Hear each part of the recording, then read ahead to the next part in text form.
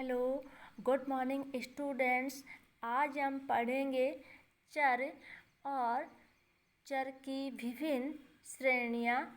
चर वेरिएबल्स किसे कहते हैं? कोई भी ऐसी मात्रा या क्वांटिटी जो किसी विशेष समय अवधि में परिवर्तित होती है उसे चर कहा जाता है।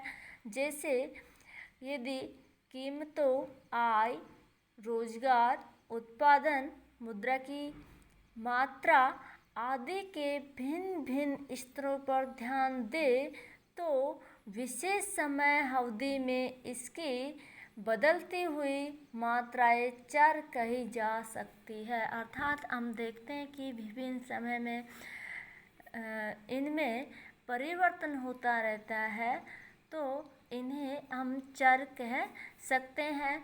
चरों की निम्नलिखित श्रेणियां हैं, जिसमें फर्स्ट है आश्रित और स्वतंत्र चर, डिपेंडेंट एंड इंडिपेंडेंट वेरिएबल्स।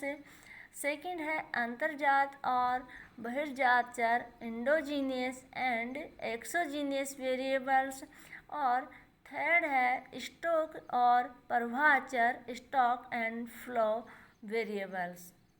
सर्वप्रथम हम देखते हैं आश्रित चर एवं स्वतंत्र चर किसे कहते हैं।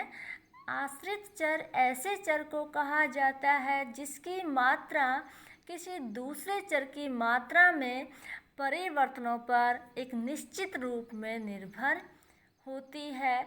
उदाहरण के लिए यदि अन्य बातें समान रहे तो मांग का कीमत के साथ उल्टा संबंध होता है। Demand is function of P. यहाँ पर मांग आश्रित चर है और कीमत स्वतंत्र चर है।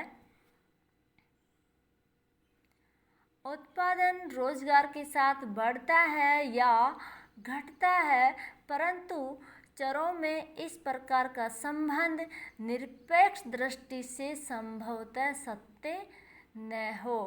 ऊपर दिए गए उदाहरण में रोजगार स्वतंत्र चर है, परंतु ये स्वयं कुछ अन्य चरों जैसे मजदूरी की दर, निवेश आदि की मात्राओं पर निर्भर या आश्रित हो सकता है।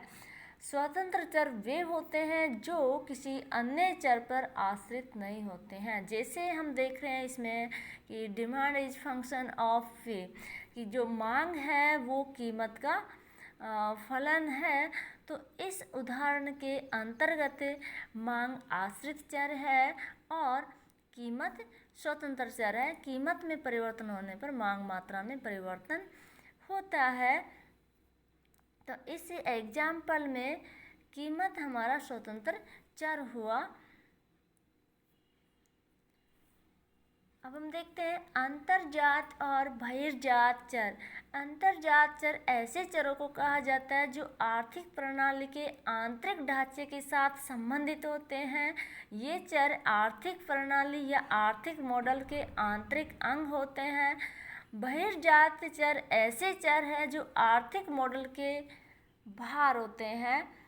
आय, उत्पादन और रोजगार के स्तर, बचत और निवेश की धारणाएं, मांग और पूर्ति, पूंजी का भंडार, उपभोक्ताओं की वस्तुओं के बारे में रुचियां आदि ऐसे चर हैं जो आर्थिक प्रणाली के आंतरिक ढांचे से संबंधित होते हैं।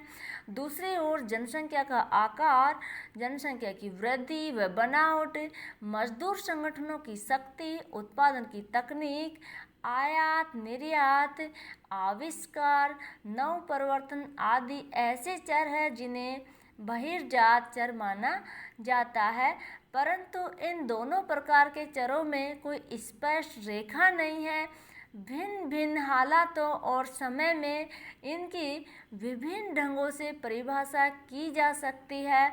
उदाहरण के लिए तकनीकी आविष्कारों और नव परिवर्तनों को आमतौर पर बहिर्जात चर माना जाता है, परंतु यदि खेती और उद्योगों के विकास के कारण ये तकनीकी परिवर्तन पैदा होते हैं तो इन्हें अंतर्जात चर माना जा सकता है। आज के लिए इतना ही है। स्टॉक और फ्लो वेरिएबल्स के बारे में नेक्स्ट वीडियोज में पढ़ेंगे। मैं समझती हूँ कि आपके चर की विभिन्न श्रेणियाँ समझ में आ गई होगी।